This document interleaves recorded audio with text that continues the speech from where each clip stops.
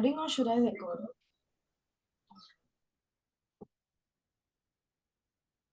मंगलमय मंगल करण वीतराग विज्ञान नमोता ही जाते भये अरिहंतादि महान करि मंगल करि हो महा ग्रंथ करण को काज जाते मिले समाज सब पावे निज पद राज.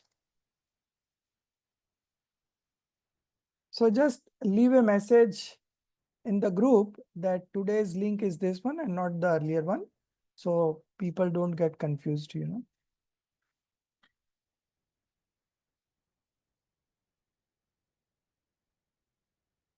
Okay, so we were discussing in Moksha Marg Prakashak, first chapter. We were discussing the characteristics of the five supreme beings, Panch Parmeshti. Out of that, we had done Arhant, Siddh, and sadhus in common. Okay. So when we say sadhus in common means it also includes acharyas and upadhyayas. Now today we are going to discuss on page number 5 characteristics of acharya, then upadhyay and sadhu.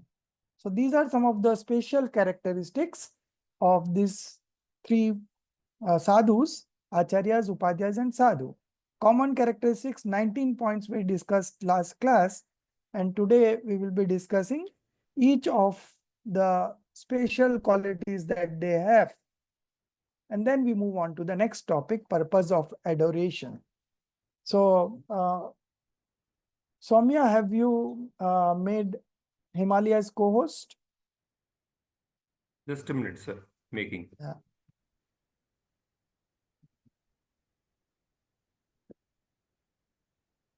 Acharyas Yes, are sir. the chief of congregation of monks. Okay. So they are the chief. Why they are the chief? Because being sadhu, all are sadhu only, all fall into that category only. But the acharyas have some special qualities in them, and that makes them the leader of the group. They have this leadership quality, they have administrative quality, they have this quality of how to enforce discipline in the congregation, and they are able to guide also. So because of their spiritual excellence as well as the maturity level, they are selected as an acharya. Although they are acharya, they have some responsibilities like initiating people into taking up monkhood, then giving them praischit, and the administration of the congregation. So with those additional responsibility, they still are sadhus also. So they also follow the 28 rules of a monk, and they also mostly are engrossed in themselves. Okay. But when they are not able to stay engrossed in themselves, when they come out of that meditation, they do all this other work as a part of their responsibility. Similarly, with Upadhyay, their primary function is to do their own meditation, but at the same time, they are also responsible. They have this responsibility. They have taken up this role to teach other monks in the congregation, because all are not equally educated or equally intellectual. Okay. So it differs from person to person. So the monks who are at the very beginning level, they are having a separate class than the advanced ones and the more advanced ones. So as we have in a school, similarly, that's also a congregation is again a school. They teach how to get liberated. Okay. Schools teach how to be a good citizen. Still, schools teach how to be career oriented, how you can create value in the society. So all this we learn from school. But here, when you enter the congregation of monks, the sole purpose is to get liberated. Nothing else. Okay. How to be in yourself, how to be in happy mode all the time. And if you learn these tricks, even at the householder level, you are still happy, although you are not a monk. But in spite of not being a monk, because that is only an outer covering, inherently we are all by nature soul. Our nature is to just know and see. So if we learn these principles and adapt it in our life, we are still going to enjoy. Of course, the quantity will differ. Monks are at a higher level, but as a householder, we are also able to manifest this purity in ourselves. So first of all, we'll discuss characteristics of Acharya, very small 3 paragraphs. And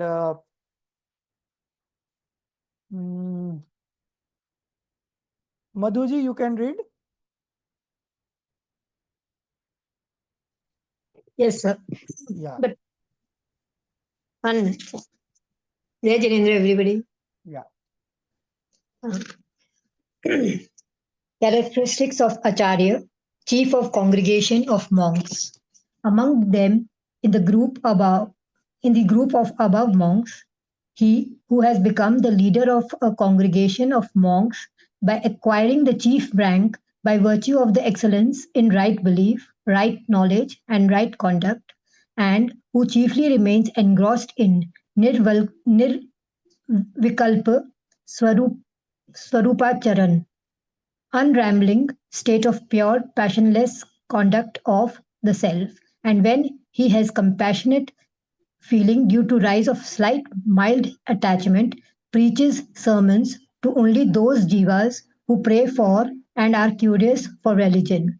He administers diksha, renunciation vow, to those who want to accept asceticism and purifies by the process of expiation those who admit their faults.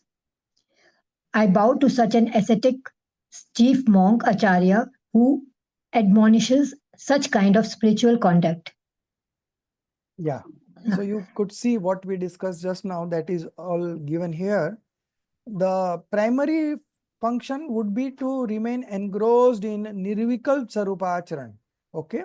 That means unrambling state of pure. They don't uh, move their active consciousness from one object to another object.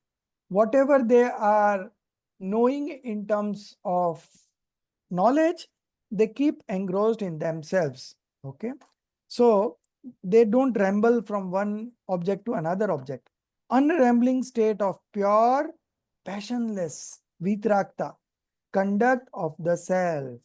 And when he has compassionate feeling due to rise of slight mild attachment. So when they go to take food, it's a mild attachment.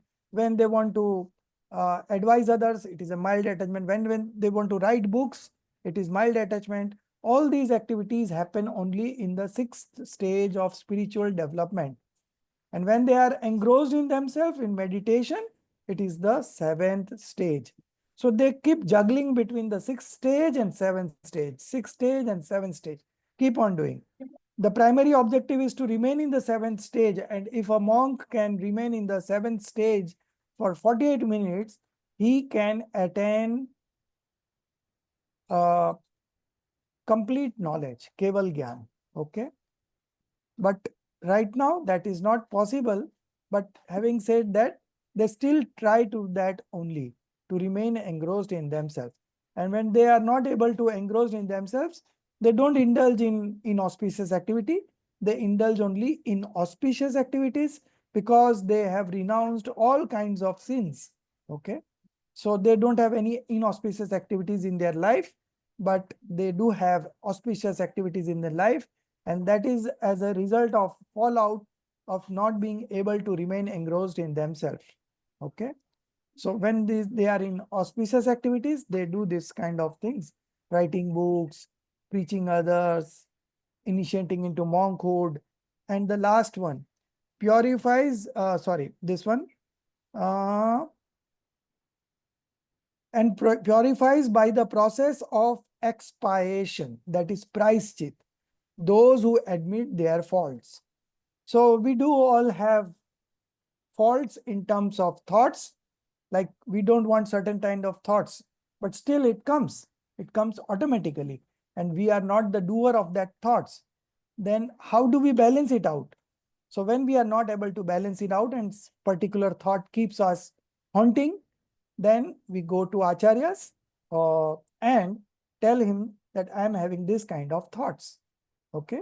So your transparency proves that you are not worried about telling to acharyas what our thought process are, because even if the thought process may not be good, right, but still you want to relate it to the acharya. Why? Because you know you are not a doer of those things. So when I am not a doer, what does it matter? Whatever thought comes, I can transparently. As a kid, you must have observed that kids are so innocent that they don't mind in telling mom whatever has happened in the school, class, whatever teacher has done. They don't hide anything to their parents. Uh, and that is their innocence. And because of those innocence only, we like the kids.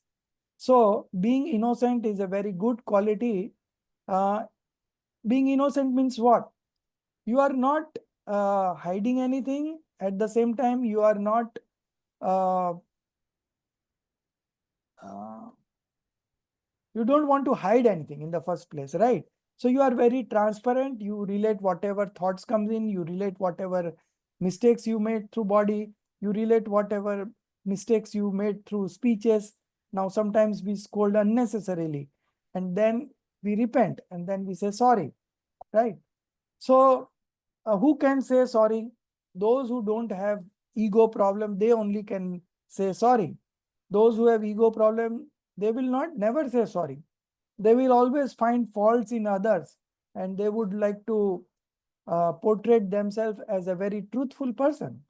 So that is a problem of the ego. And particularly in human being, ego is the biggest obstacle in getting liberated. Srimad ji had written in one of his letters that man na hot to atre mokshot. If there would not have been pride, we would have got liberated now only. Why? Because pride is such a passion that because of that, you are not able to manifest your purity. Okay. So we do all have pride, even the levels differ, but we have someone has got a very high ego, someone has got very low ego, but everyone as a human being, this is one of the passion that is very primarily dominant in human beings. Okay.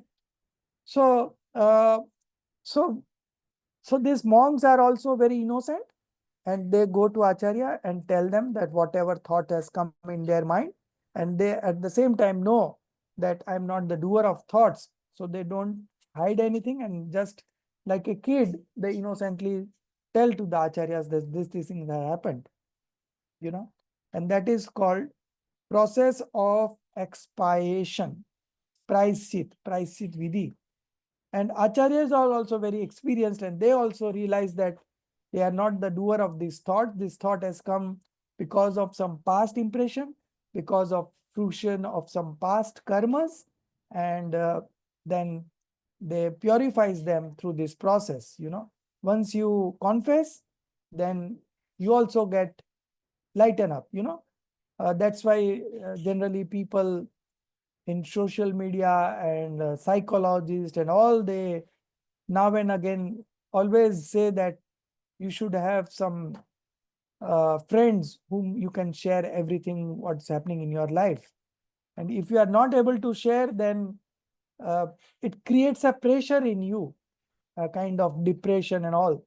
So you must have observed that those who go for depression, those who get into depression, they have this trait of hiding things with their superiors, their parents, their friends. They keep everything inside, and that creates a mental imbalance in them. They are not able to think in the right direction, and they ultimately it gives rise to depression, a feeling where you are not uh, enthusiastic to do anything. You feel like just laying down and suffering and all. So this process of expiation is a very beautiful process. In simple terms, it means to be transparent to your superiors, to relate whatever blemishes you do. We all do blemishes, but having said that, there is a process by which we can get purified. It is not that once we have committed some sin, we are always a sinner. It's not like that. Sin may happen to anybody anytime, and it do happen. Only thing is that we don't realize that we are committing sins. Now, for example, now I'm talking. So when the voice comes out of my mouth, uh, there are innumerable, infinite, one-sensed being who lives in the atmosphere around us, and they are being killed by the pressure of this voice. Now, who realizes that this is a sin? When we fire up, when we cook food, uh, so many one-sensed fire beings, they get killed. So we don't realize that we are doing any sin, you know. So there are many sins which we even don't realize that we are committing, but nevertheless, we get fruits of all those, you know. So this process of expansion is a very beautiful process, and it's a stress buster. If you are transparent, you will never get stress in your life, and you will develop a level of resilience in you that come what may, you bounce back and be in happy space all the time. So this process of expiation, prayashchit, is a very, very integral part of monk. They cannot do their meditation by hiding something to the acharyas. So they have this discipline of doing 3 times a day this process of expiation. So when they wake up in the morning, they go to acharya and do this process. Again, when they come back after taking food, they get into this process of expiation, and again in the evening. So whatever blemishes, whatever wrong thoughts that you get in between, all gets clear up. It's like, uh, defragmenting the hard disk. Earlier we used to do defragmentation. Similar kind of process is expiation. It keeps you always pure, and you are able to enjoy your eternal bliss. So this is the what monkhood is, and this was all about Acharya Parmeshti. Now moving on to the next, characteristics of Upadhyay. And Jia, you read characteristics of Upadhyay. Yes, sir.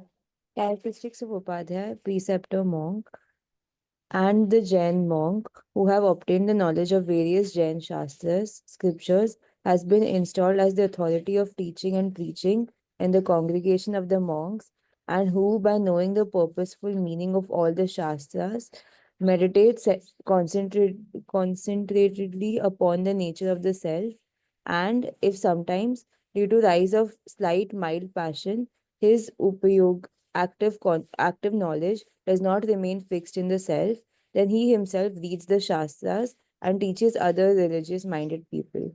I bow to such an Upadhyay monk who teaches Bhavya Jeev's soul capable of attaining liberation. Yes.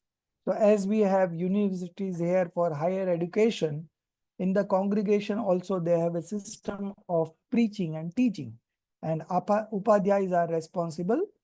Uh, the bigger the congregation, the number of acharyas also increases. Uh, in one case, after Ravan was killed, the next day there was a congregation of 56,000 monks in that place only. 56,000, you can imagine one acharya, and he is managing 56,000 monks.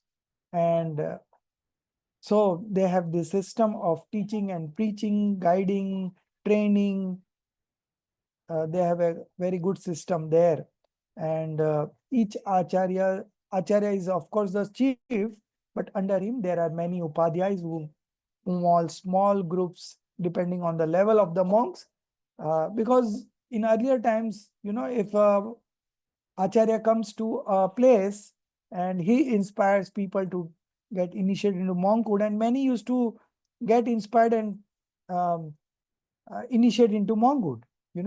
Now they don't know anything about the Jainism. Even non-Jains also get used to initiate into monkhood. So at that time, people were very simple. There was no divisions like you are Jain and non-Jain. They used to go and listen to all kinds of religious leaders. So if a Acharya is coming in a particular town, all will go and listen to his sermons. And if anyone gets inspired by his sermons, they get initiated into monkhood then and there. And they don't have a prior knowledge, anything about Jainism. So they need to be educated, and Upadhyayas are the person who performs this task, and they have this responsibility. So having said that, they have, in case of Acharyas, they have this 36 special qualities, apart from 28 normal traits that already they have. Okay. So 28 normal attributes plus 36 special attributes for Acharya. Among these 36, 12 are 12 types of penance, 10 types of religion, thus dharma, uttam, shama, adi. Then 5 types of conduct, achar. Okay. Then 6 types of essential. Then 3 types of gupti.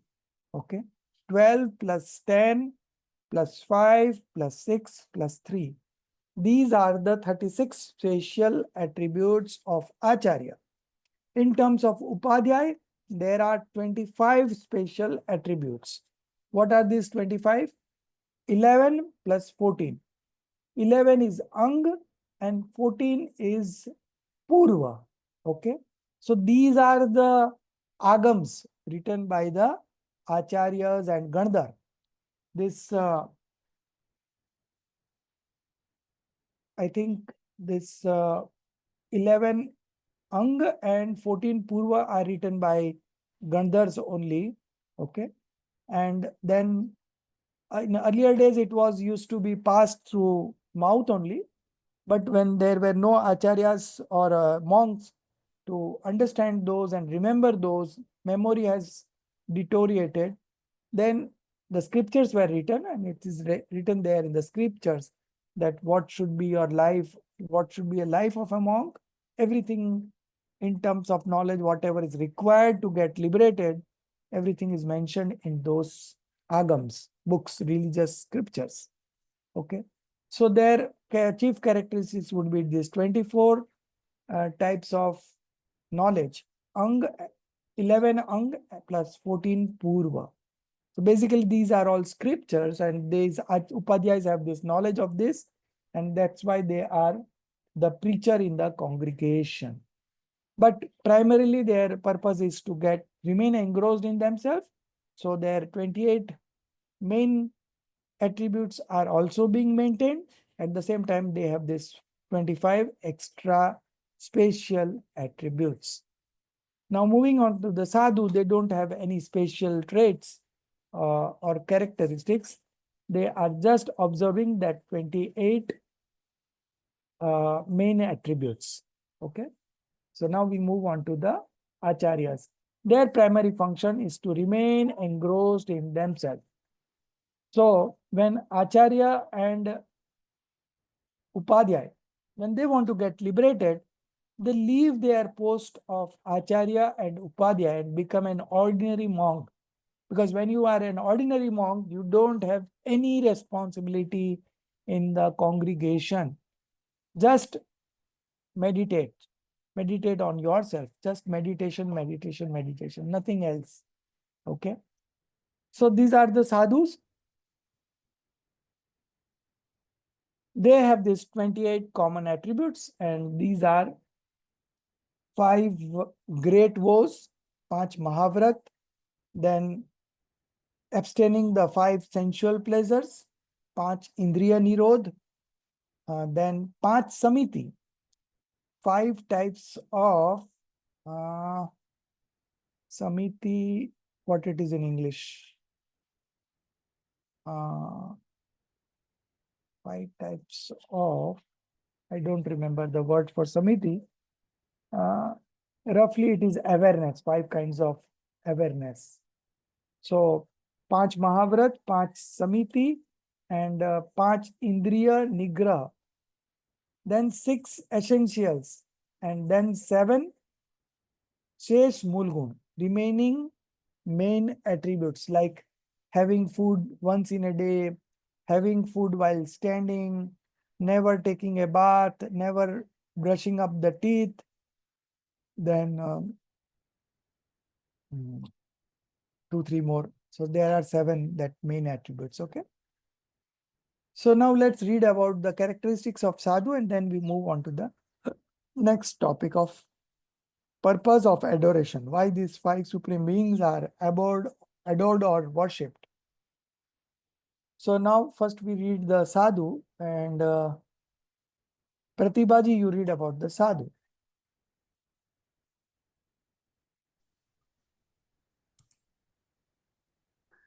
Characteristic of sadhu. Yeah. Ascetic monk, further accepting the preceding about 2 types of rank holders, the rest are all those who hold monk's rank and are engrossed in attaining the nature of the soul and do not ramble their upayoga, active consciousness in other substances by treating them agreeable or disagreeable. Thus they try to tranquilize the upayoga and externally observe religious penance, rituals, etc., as being instrumental cause and sometimes engage themselves in invocation, obsequies, and such other activities. Such are the true Jaina monks who incessantly make efforts for the realization of the self soul. I bow to all such ascetic monks. So primarily they try to observe those 28 rituals and primarily they are engrossed in themselves by treating they do not ramble their upyog, active consciousness, in other substances by treating them agreeable or disagreeable. They just absorb it. They also, those things also reflect in their knowledge, but they don't treat them as agreeable or disagreeable. Whatever reflects in their knowledge, they are trying to absorb it and not react. And that's what makes them sadhu in the true sense. Okay. Just living clothes does not, being a naked does not make you a sadhu. But destroying the 3 levels of passion, that makes them the real sadhu. Bhavlingi Muniraj. So all these were about the special characteristics of the acharyas, upadhyayas, and sadhu. And with this we complete this topic of 5 paramistis. Why we adore them. Who are 5 paramistis in the first place? So now you know what kind of efforts they have put in and what kinds of results they have got in.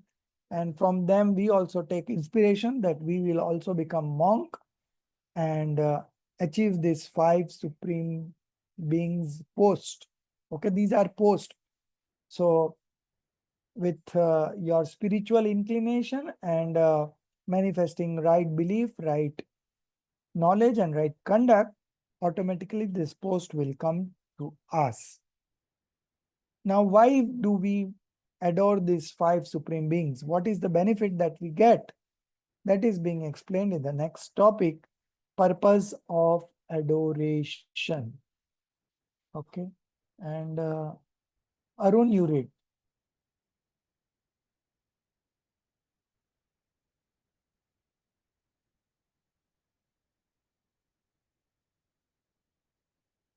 You're not there online? Then Soumya, you read.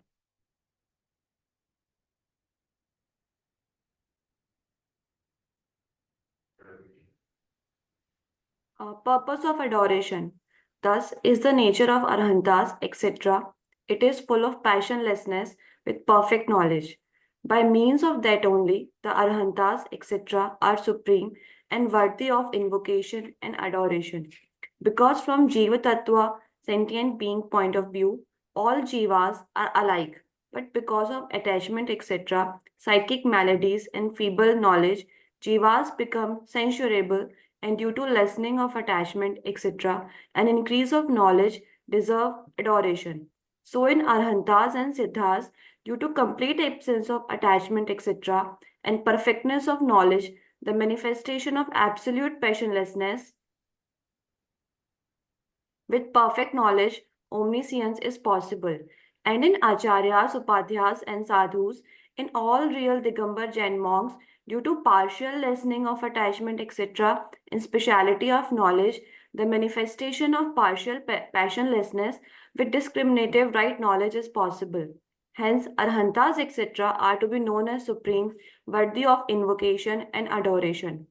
Further, it should be remembered that among these Arhantas, etc., five ranks, mainly Tirthankaras, and generally all omniscients are termed Arhanta in Prakrit and Arhat in Sanskrit. And just after the last moment of 14th Gunasthan stage of spiritual development, the Arhantas become Siddhas. Further, those monks who have been installed as acharyas, irrespective of whether they live in the congregation of monks or solitarily, do self meditation, or live solivagently, or might have attained the rank of Gandhar by getting principalship among the acharyas also. All of them are called acharyas. Further, reading and teaching work is done by other monks too. But those on whom Upadhyaya rank of monk is conferred by acharyas, they only, even besides doing the work of self meditation, etc., get the name of Upadhyaya. And all those monks who do not possess any rank are called sadhus. Here, there is no such rule that Acharya's rank is attained or termed by observing Panchachar, five types of observances, Upadhyaya's rank by doing teaching, preaching, and Sadhu's rank by practicing Mool Gunas, basic rites. Because these observances, rites, etc., are common to all monks. But from the Shabdanaya, verbalistic standpoint, their literal meaning is derived so. From Samabhirudnaya conventional standpoint, the Acharya etc. names are to be known by the graduation of ranks only. As for example, by Shabdanaya, that which moves is called a cow. Likewise, the human beings etc. also make the movement, but from Samabhirudnaya, the names are so given from the Paryay, embodied state point of view. Similarly, one must understand here also. So should I read question answer also? Yeah. You go on reading. Question. There is, yeah. What is the reason of offering salutation to Arhantas prior to Siddhas? Answer.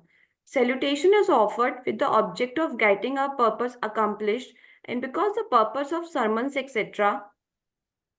chiefly gets accomplished from the Arhantas. Therefore, the salutation is offered first to them. Thus, the characteristics of Arhantas, etc., have been reflected on. Because by reflecting on their characteristics, the specific object gets accomplished. Further, these Arhantas, etc., are called Panchparmeshthis, the five utmost beneficial supreme souls. Because that which is utmost beneficial is named as Parmeshtha. The Panch Five who are Parmeshtha are thus collectively named and called Panch Parmeshthis. Further, Rishabh, Ajit, Sambhav, Abhinandan, Sumati, Padma Prabha, Supashu, Chandraprabha, Pushpadanta, Sheetal, Shreyansh, Vansupujya, Vimal, Anant, Dharma, Shanti, Kuntu, Ar Malli, Muni Sobrat, Nami Nemi, Parshu Vardhaman. So named 24 Tirthankaras have been the pioneers of the presently existing Dharma Tirth spiritual voyage in this Bharat Kshetra. They are specifically adored by Indras, that is heavenly god, etc., during their attaining auspicious occasions of conception, birth, asceticism, omniscience, and salvation, are now situated in Siddhalaya the adobe of liberated souls at the summit of the universe. I bow to them all. Further, Simandhar, Yugmandhar, Bahu, Subahu, Sanjatak, Swayamprabh, Vrishbhanan, Anantavir, Suprabh, Vishal Kirti, Vajradhar, Chandranan, Chandrabahu, Bhujangam, Ishwar, Nemi Prabha, Veersen, Mahabhadra, Deva Yash, Ajit Veer. So named 20 Tirthankaras who are at present situated with omniscience in Videsh Kshetras of Panchmerus, the five highest mounts. I bow to them all. Although these are included in the Parmeshti's rank, nevertheless, in the present time, knowing their significance and supremacy, salutation is offered separately.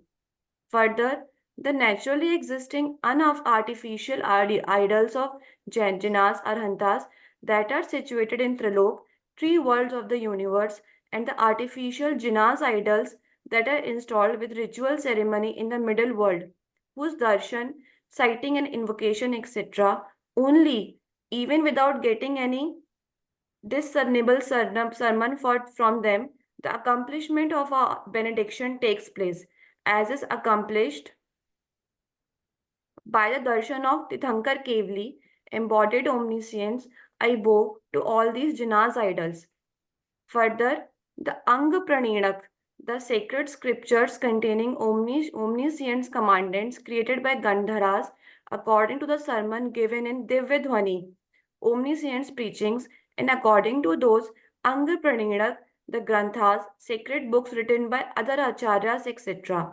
All those are Jin Vachan, omniscience preaching, which are worth recognizing through the emblem of Syadvad, the theory of relative or conditional predication, and are non-contradictory to path of justice, therefore are authentic and are the cause of Tattva Gyan, true knowledge of substances for jivas, therefore are beneficial. I bow to them.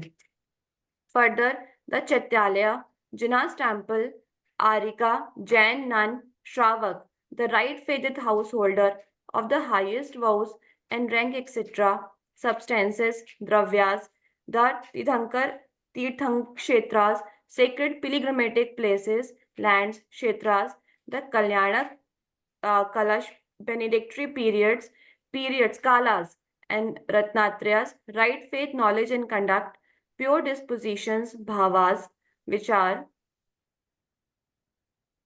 word saluting. I bow to all of them, and I pay due respect to them also who deserve some respect.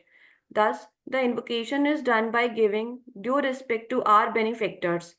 Now we discuss as to how these arhantas, etc., are the benefactors.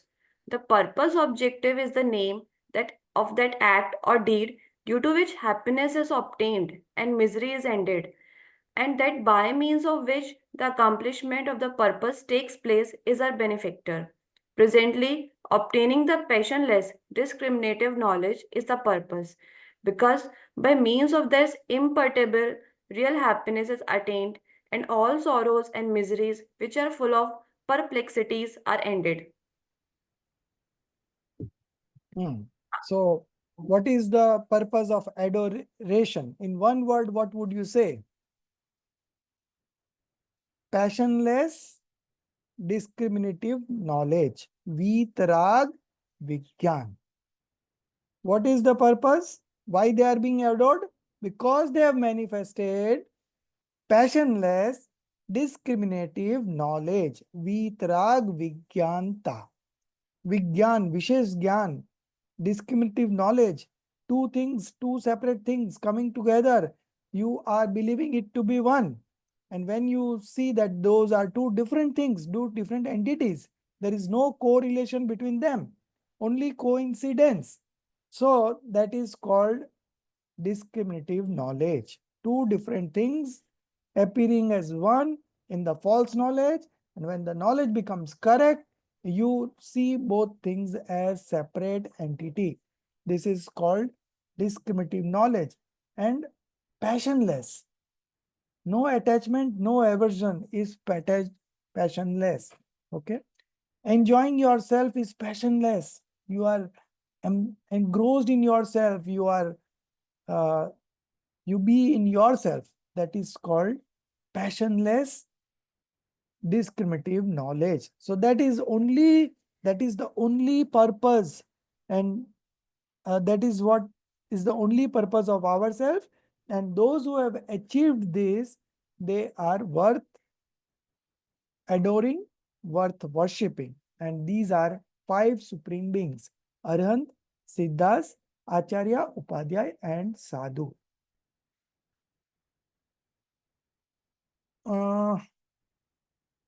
So because of this passionless descriptive knowledge, now Aryant and Siddh has completely manifested it, and Acharya, Upadhyay, and Sadhu have partial passionless discriminative knowledge. So they have manifested partially, but Acharya and Aryant and Siddh have complete manifestation of that.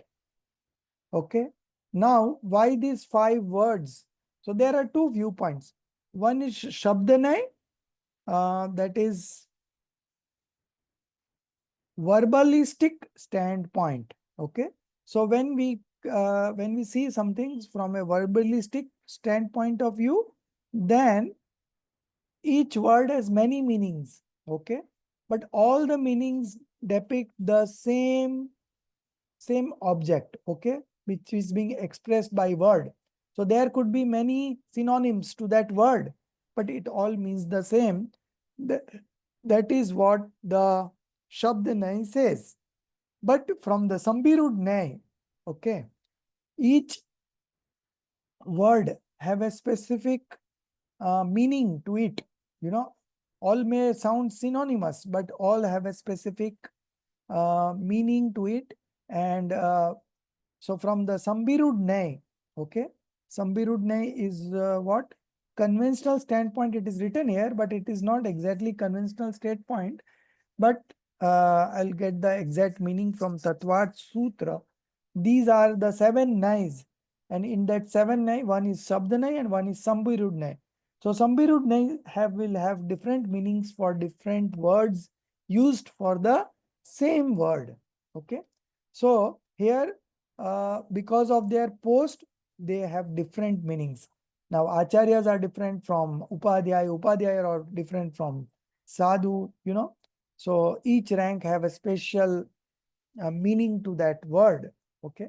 So Sambirudnay says from that perspective. Here there is no such rule that Acharya's rank is attained or termed by observing Panchachar, 5 types of observances. Now what are these 5 types of observances? Gyan, knowledge; Darshan, perception; Charitra, conduct; Vinay, reverence; Tap, penance. So these are the 5 observances which is very particular to Acharya rank. Okay. Upadhyay is ranked by doing teaching, preaching, and Sadhu's rank by practicing Mulgunas, basic 28 rites. Okay. Because these observances, rites, etc. are common to all monks. Okay. So Acharya, Upadhyay, and Sadhu, they are all monks, but they have some special characteristics. So when we talk from the Sambirudnay, they have a specific role to play. Acharya, Upadhyay, and Sadhu. Okay. But from the Shabdanay, they are all sadhus. But from the Shabdanay, their literal meaning is derived so. From Sambirudnay, the Acharyas' names are to be known by the graduation of ranks, the post, okay, only. As for example, by Shabdanay, that which moves is called cow. Likewise, the human beings, etc. also makes the movement. But from the Sambirudnay, the names are so given from the embodied state point of view. Okay.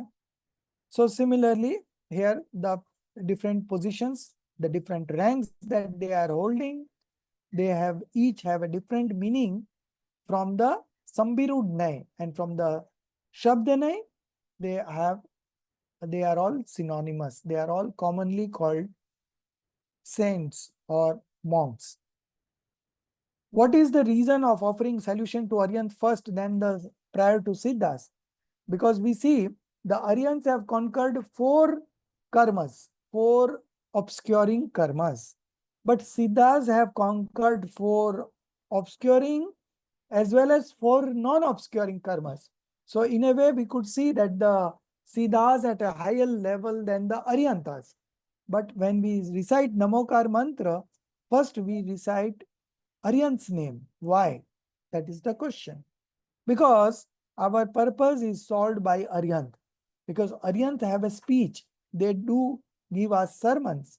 But Siddh Bhagwan are the liberated soul. So they don't have any sermons being given by them because they don't have the body itself.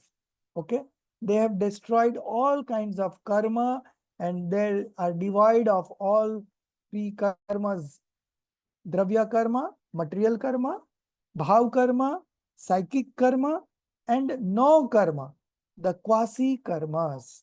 Okay, so Siddhas are at a higher level than Aryanta, but since our purpose is being solved or we are getting benefit from Aryanta through his divine sound, that's why we are adoring Aryantas first and then the Siddhas.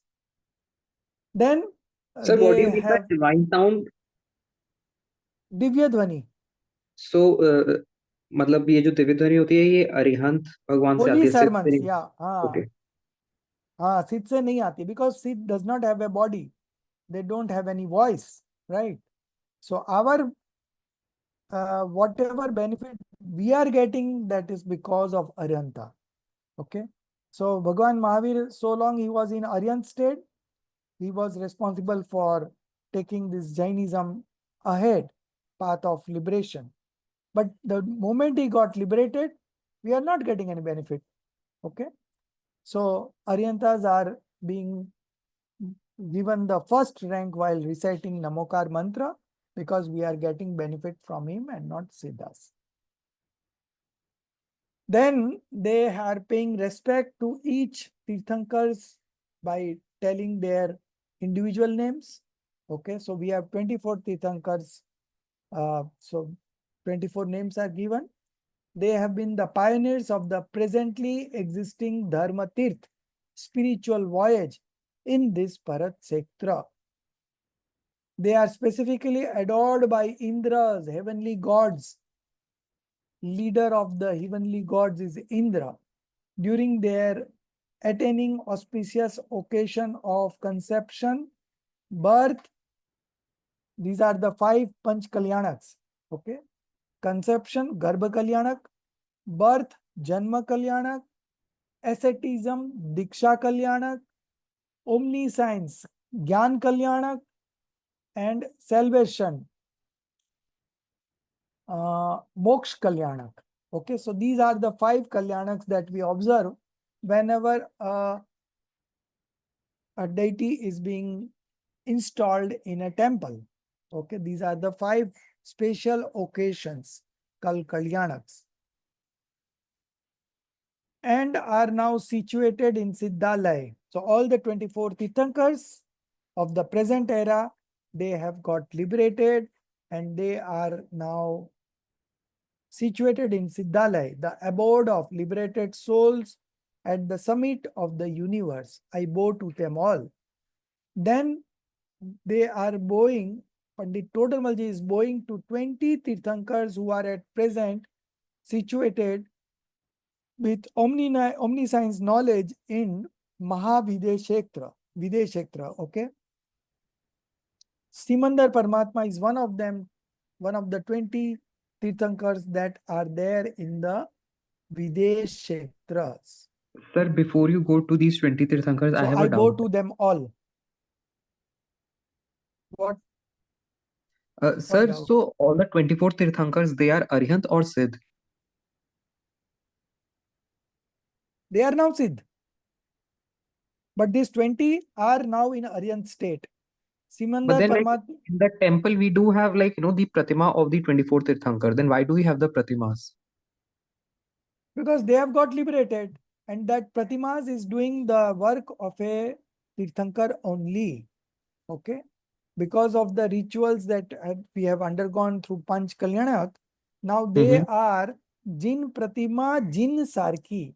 They are as good as a live Aryant would have been. Okay. And they are, in fact, in some of the scriptures, it is mentioned that they have more importance than the live Tirthankar, because this Pratima remains for centuries. You know, Bhagwan Mahavir was here for 72 years only. And that too, after attaining Keval Gyan, he started preaching. His sermons started coming out. So he got Keval Gyan at the age of 42. So from 42 to 72, 30 years, he spread the teachings of Jainism, okay, for 30 years only. But when So he we was the construct a Arihant for mandir 30 and years and install then he a became a Sith. then he become a liberated soul. Okay. Okay. But when we install a pratima in a mandir, and those mandir stays for centuries, so they are instrumental cause for crores of jeev, you know. So Aryans touch the life of few people only, but these pratimas, so they are beneficial to crores of jeev, because these temples remain for centuries, you know. Still we see some ancient temple which are 400 years old, 500 years old, 1000 years old. So for 1000 years, they are acting as an instrumental cause for all the seekers who visit those temples. And So sir, what is the their difference between these importance. 24 Tirthankars and the 20 other Tirthankars? So they are from different regions. These 24 Tirthankars were from this Bharat Kshetra. Now they got liberated. And these 20 Tirthankars are from Videsh Kshetra, and they are presently in the Aryan state. So that is the difference. Okay. But as far as Aryant are concerned, they are all same category.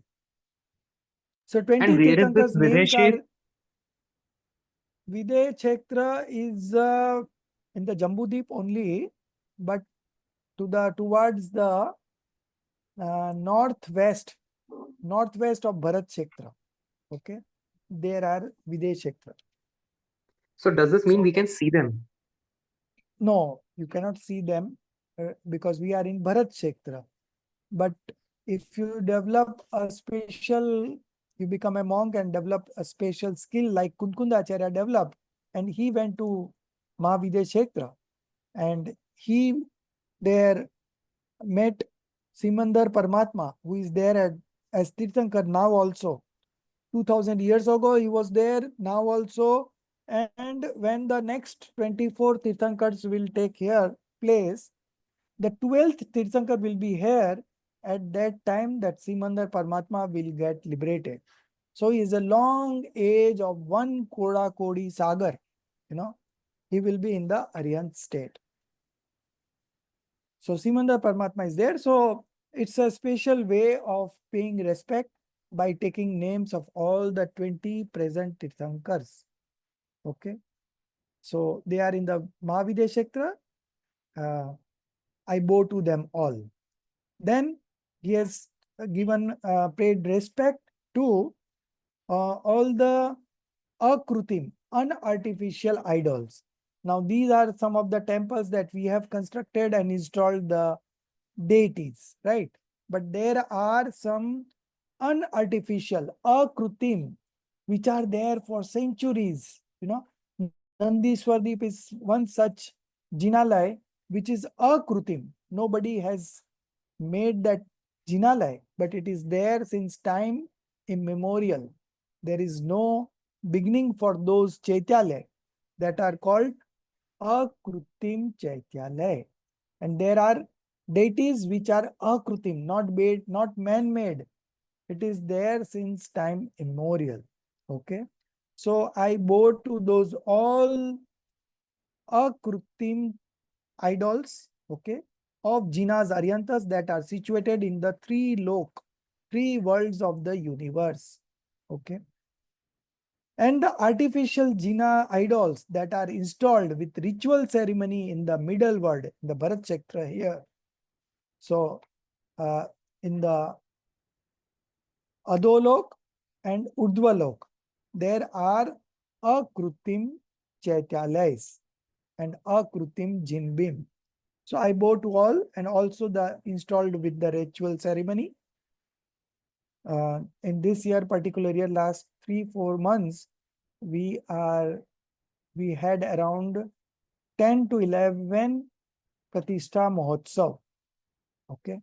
One coming up is in Jabalpur from 2nd Feb to 7th Feb. So that are installed with ritual ceremony in the middle world, whose darshan, citing an invocation, etc. only, even without getting any sermon from them. So these idols that are there in the temple, they are without giving any sermon, they accomplish the purpose of ours, without uttering any word. But just by looking at the pratima, you get this feeling that, see, the God is looking in himself. And we should also inspire from them and look inside. Inside means what? Looking at our soul, our own soul. Okay. And they are doing that only. They are engrossed in themselves, and we also need to engrossed in ourselves. So it acts as a big inspiration and instrumental cause for all knowledge seekers. Okay.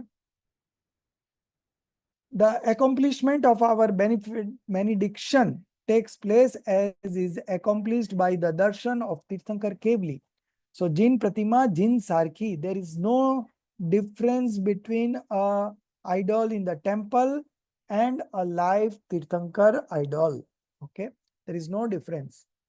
I bow to all these Jina's idols.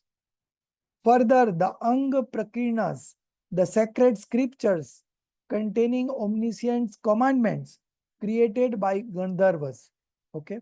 So these Anga Prakirnas are created by Gandharvas, and I think Purva are written by Acharyas. So we just read now that Upadhyayas, there are 25 special attributes, and that is 11 Angs which are written by Gandharvas, and then 14 Purvas written by Acharyas. So created by Gandharvas according to the sermon given in Divyadni and teaching, and according to those Ang Prakrinas, the Granthas, sacred books written by other Acharyas, etc. So these Ang Prakrinas are written specially by Gandharvas, and this Ang Purva, these Purvas are written by Acharyas. All those are Jin Vachans, means all are written according to the knowledge that has been acquired by listening to the Divya Dhvani, sacred omniscience preachings, okay, which are worth recognizing through the emblem of Syadvad. Emblem means that all our Jinvani are written from certain perspective. If there is no perspective, then it is not a Jinvani. So all Jinvani is written by this. How do we can recognize that it is Jinvani or not? By just observing that whether it is written from the theory of relativity or conditional prediction, Syadvad. Okay. So all sentences in Jinvani are from a perspective. Okay. Although the perspective may not be mentioned, but we can realize that the statements are made from a perspective, and that is called Jinvani. So that is the emblem, or by how we can know it. We can recognize that this is a Jinvani by just examining whether it is being written from a certain perspective or not, and are non-contradictory. So first quality should be that should be written from a certain perspective. The second should be that those Jinvani should be non-contradictory. Non-contradictory means from certain perspective something is written, and from a different perspective something different which is equally Opposite to this, contradictory to this is written. Okay. But there is no contradiction in Jinwani. It is because we don't understand the perspective. That's why we feel that it is contradictory. But in reality, if you know all the viewpoints, it is not contradictory. So that is the second characteristics of Jinwani. Therefore, are authentic. So these are non-contradictory to the path of justice, therefore are authentic, and are the cause of Tattva Gyan. That is the third quality. Okay. In there, the content is related to the fundamental elements, Tattva Gyan, true knowledge of elements and not substance. Substance is Dravya. Element is Tattva. So there is a difference between element and substance that we discussed in the last sem. Therefore, are beneficial, I bow to them. So I bow to all those religious scriptures also. And there are three special characteristics to these scriptures. First is about it is written from a certain perspective. Second is it is non-contradictory. And third thing, it is a cause of Tattva Gyan. Okay. Further, the Chaityalaya, Jain temples, Arjika, woman monk, Jaina monk, Jaina nun are called Arjika. Shravak, the right faith householder who are in the fifth and fourth stages of the highest woes. So highest woes would be the householder of highest woes would be a Shravak in the fifth spiritual stage. And rank, etc. Substances, dravyas, the tirthankars, sacred pilgrimatic places, the lands, kshetras, the kalyanaks, kals, benedictory periods, and ratnatraya, right faith, knowledge, and conduct. Pure disposition, bhavas, which are worth saluting, I bow to all of them. So he is bowing to the Chaityalayas, then Arjika, then Sravak, and from all perspectives of Dravya, Kshetra, Kal, Bhav, I bow to all of them. And I pay due respect to them also who deserve some respect. Okay. Depending on the post they are holding, I give them due respect, whatever they are eligible for. Thus, the invocation is done by giving due respect to our benefactors. Okay. Now we discuss as to how these Aryantas, etc. etc. means Aryant, Siddh, Acharya, Upadhyay, and Sadhu. And I pay due respect. Now we discuss as to how these Aryantas, etc. are the benefactors. The purpose, objective is the name of that act or deed due to which happiness is obtained and misery is ended. Okay. So why these are prayojan bhut? Okay. These 5 parmestis. Why? So our purpose is to be happy and end of misery. And this purpose is being solved when we pay respect to these 5 parmestis. Okay. The purpose is the name of that act or deed due to which happiness is obtained and misery is ended. And that by means of which the accomplishment of the purpose takes place is our benefactor. Okay. So these 5 supreme beings are our benefactor because our purpose of getting happiness and ending of misery is being served by these 5 supreme beings. Presently, obtaining the passionless discriminative knowledge is the purpose. Passionless discriminative knowledge is the purpose because by means of that imperturbable, nirakul, sukh, nirakul real happiness, okay, is attained, and all sorrows and miseries which are full of perplexities full of anxiety, akulta, are ended. Okay. So this purpose of manifesting passionless discriminative knowledge, passionless discriminative knowledge.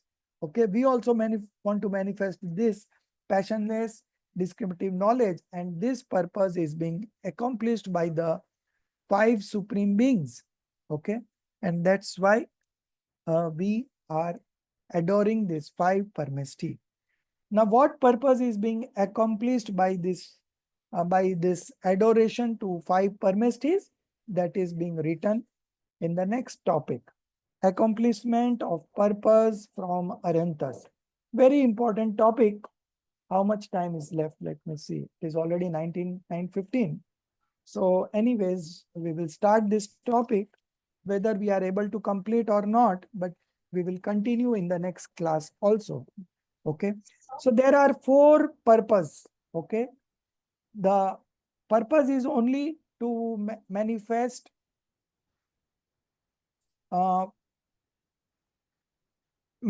what? Passionless discriminative knowledge. Why these 5 Parmestis are being adored? Because our purpose of accomplishing this passionless discriminative knowledge is being served when we adore these 5 supreme beings. Okay. Now, what is being accomplished? Okay. And how it is being accomplished, that is written here. Further, the accomplishment of this purpose, okay, takes place by the invocation, etc. of Arihantas, okay, by preaching, by uh, uttering, praying, okay, all these invocation of Arihantas. How does it take place? This is being discussed, okay. How our purpose is accomplished by invocating Aryant, etc. Aryant means all the 5 Parmestis. Okay. This is being discussed. So first point. So there are 4 points to this discussion. The first one is the first paragraph, full paragraph. Rekha, you read this paragraph. The disposition of the soul are of 3 types. The whole paragraph is the first point. Yes, sir. Jai Jinendra, sir. The disposition. Okay. Yeah. The dispositions of the soul are of 3 types: cruel, inauspicious, ingenious, auspicious, and pure. That is passionlessness. The instincts.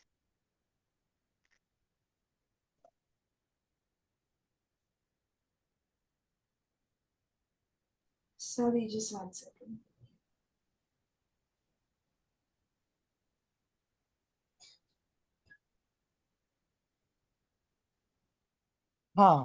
In the form of intense passion. The instincts in the form of intense passion are cruel. In the form of mild passion are ingenious, and passionless are pure. The destroyer of our natural character of the form of passionless, discriminative knowledge are the gnana, varna, etc., ghati karmas, knowledge, etc., obscuring karmas.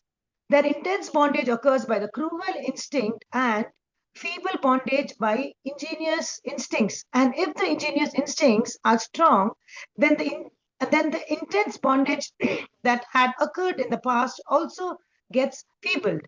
No bondage is caused by pure, passionless dispositions, rather, only dissociation nirjara of those karmas takes place.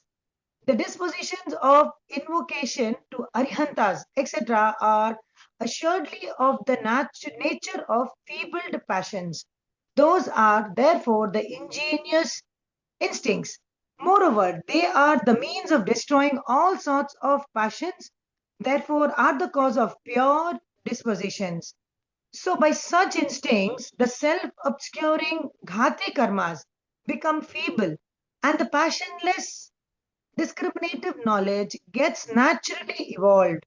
The extent to which it becomes feeble, to the same extent decrease, this gets evolved. Thus, our purpose is accomplished by Arhantas, etc. Or the acts like looking, sighting at the image of Arhantas, or pondering over their nature, or listening to their preachings, revelation, or being closer to them, or following the path according to their preachings, instantly reduce the delusion, attachment, etc., by becoming instrumental causes and give rise to discriminative knowledge of soul, non soul, etc. Therefore, in this way also the purpose of passionless discriminative knowledge gets accomplished by Arihantas, etc. That is Arihantas, Siddhas, Panchparameshti. Here someone may say that, well, such objective gets fulfilled by them, but that by which the sensual pleasures evolves and misery ends, such objective is also achieved by them or not. Answer: the ingenious instincts of the form of invocation, etc., towards our Panchaparameshti causes the bondage of Sata, that is pleasure producing type of Aghati, non obscuring karmas. And if those instincts are powerful, then they reduce the Asata Vedya karma, misery reducing type of karmas bonded in the past, or by destroying converts converts them into punya, which means the pleasure producing type of karmas. And on rise of punya, auspicious karmas, the objects causing sensual pleasure becomes available on their own, and on removal of the rise of on removal, where am I? Sorry. Papa. Yeah. Inauspicious karma. Oh, yeah. Removal of the pap, that is the inauspicious karmas. The objects causing misery vanishes automatically. In this way, this purpose is also attained through them, or devas, that is devtas, celestial beings who are devotees of Jin Sashan, omniscient rule. They make the object of sensual pleasure available to that devotee and remove the objects of misery. In this way, also, this purpose is attained through those Arihantas, Panchparameshti. But by this purpose, no good of the self takes place, that is the soul takes place, because due to passional emotions, the soul makes conjunctures to happiness, unhappiness by considering the external objects good or bad. So without passions, the external objects do not cause any pleasure or pain. That is, the external external objects do not cause any pleasure or pain to us. So, and all passions are full of misery. Therefore, desiring for sensual pleasures and fearing from miseries is nothing but fallacy. Further, this purpose, even adoring Arihantas, Panchparameshtis, being intense passion, causes bondage of inauspicious karmas, that is the pap bandh. Soliciting this purpose is not desirable for us. So, by adoration of Arihantas, etc., such purposes are automatically accomplished. Thus, Arihantas, etc., are Parameshtis, the utmost beneficial for us. Further, those Arihantas only are the supreme auspice, Mangal, and sorry. Okay. Thus, Arihantas, that is Panchparameshtis, where am I? Are Panchparameshtis, that they are the utmost beneficial for us. Further, those Arhantas only are supreme auspice, Mangal. And having adoration, invocation, feeling in them causes great auspice. Mang means happiness. Lati means bestows. Or Mam means sins, Galiati. गल जाती means melts away, गल जाती है. So it means melts away, गल जाती है. Okay. That is called Mangala, auspice. Thus, as mentioned above, both purposes are accomplished by them. Therefore, supreme auspiciousness is possible in them. So we have just read the topic, but I'm not explaining now. The time is getting over. So I'll just mark you 4 points. The first paragraph is the first point. In fact, the first point starts from page number 10, sixth line. The disposition of invocation to Aryant. Okay. Yeah, right there. So that is the first point. The second point is the next paragraph. Or the acts like looking. This is second point. Then third point is the next paragraph, the answer. And the fourth point is the next paragraph. Okay. So these are the 4 points, very important topic. I may give you one question on this in the Viva. Okay. This question is, this particular topic is so important because if unless and until we know what is the correct purpose, our all efforts will go down the drain. Okay. So this is very important. We should understand this particular topic. Okay. So we will take it from the beginning only. We have read it only. And I've given you homework to read again and again, at least 3 times this topic. And first I will ask you in the next class what you have understood. And then we will further move into the discussion. We'll directly discuss. We'll not read it again. But this is something very important. You should read it again and again and understand. Okay. So I have a question. If Yeah. I may, so if Yeah. you're not getting late. No, you tell the question. So in the previous paragraph, we have said that we bow to the Kalyanakal and the Kal. So what is the difference between the two? So Kalyanak are the events, and those events have taken at some place. And we observe those dates as the Kalyanak dates, you know, when we are installing the Pratima of, say, Mahavir Bhagwan. So we observe 5 Kalyanaks of Mahavir Bhagwan, like it happened with Mahavir Bhagwan. Okay. So these are just what we call a copy of those events that has happened so many years ago, and we are again redoing it in a live way, you know, to appear as it's happening now. But it is just a true copy of the event that has taken place centuries ago. And Kal? Kal is the time. So for any object to consider, we look at it from 4 perspectives: Dravya, Kshetra, Kal, Bhav. So we look at it from the Dravya means substance, Kshetra means land or place, Kal is the time, and Bhav is the attribute. Okay. So from this perspective, we discuss anything, and from that perspective, it is being so I'm bowing to all those from Dravya, Kshetra, Kal, Bhav, wherever these Tirthankars are there, or this other post, you know, Tirthankars, Acharyas, Upadhyay, Sadhu, then Shravak, then Arjika, then Avirati Shravak, all of those I'm going to them from Dravya, Kshetra, Kal, Bhav, from all perspectives. Okay. So and in the common characteristics, so earlier you had said there are 22 afflictions. So you had said that, you know, when it's cold, they go near this water and they meditate. So when they also go to, you know, get food, so they have is it only with related to meditation, or it's for everything? Like when they go to get food, they say there should be a woman who should be chained. So is that also an affliction? No, it is not an application. It is one of the part of the woes, you know. Oh, achha. Afflictions are human made mostly. Okay. People, it's made by some other people. Whether it So is what does that mean, sir? What does application mean? Like, you know, what is the word to word meaning and how does it apply to Parisha. Parishaha. Acha. Okay.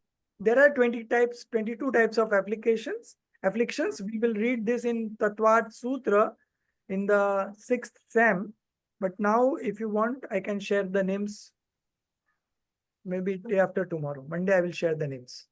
Okay, you can have an idea, and I will also share the Tattvat Sutra from explanation also. These are 4-5 pages, but very good explanation. Okay, any more questions? Yes, sir. I had few doubts, sir. Like, when can I get it cleared, like, sir? Next class, in the beginning also, you just voice message the questions. If it is Okay. worth discussing in the class, I will discuss in the class. Otherwise, I will reply you by voice message also. Oh, that should be great, sir. Yes, Okay. sir. I'm sorry for joining it late, sir. I missed a few, few pages. Where is Payal? Payal, I don't know, sir. She's been busy these days, so couldn't connect with her. So I'm doing my studies Okay. So have as you and when. attended the first paper? Not yet, sir. Yet to attend, sir. Few more lectures I have to listen, sir. Okay. So you finish early because this time they will anyway going to extend the dates because of the disturbance in Moodle. But Ah, you do it on a priority basis. Okay. I'll do it fast, sir. Yes, sir. I'll try my level best. Thank you so much. And the second paper is not yet live, sir. Acha. So there are some issues going on. I think they are using a free version. So free versions usually have this kind of problems, But let's see. It will be solved in a day or two. Just wait. Otherwise, they will give more time. Don't worry. More time for revisions. Right? Okay. Yeah. Questions for what, sir? Which paper, sir? Paper 2. Paper 2 is not started yet. Nobody has attempted. Okay. Okay. Okay. What Need, would be the homework, sir, for this week? Like, pardon? I mean, we need to read, you said. We Huh. need to read these chapters 3 times. But as such, you were This talking chapter, about. that particular topic that we covered in the last, purpose of adoration, accomplishment of purpose of adoration, how it is accomplished. That 4 points I mentioned, no? That you read again and again. Okay. Okay. निज निधि निज में बताई यह अनंत उपकार है उसके लिए जिन वाणी माँ को वंदना सत बार है उसके लिए जिन वाणी माँ को वंदना सत बार है 9 बार नौकार मंत्र गिने